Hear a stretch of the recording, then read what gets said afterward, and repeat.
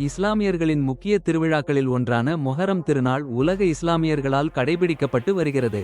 தியாகத் திருநாளாக கருதப்படும் இந்த மொகரம் விழாவையொட்டி சேலம் கோட்டை சுன்னத் ஜமாத் சார்பில் 80 ஆண்டுகளுக்கும் மேலாக புலியாட்டம் நிகழ்ச்சி நடைபெற்றது.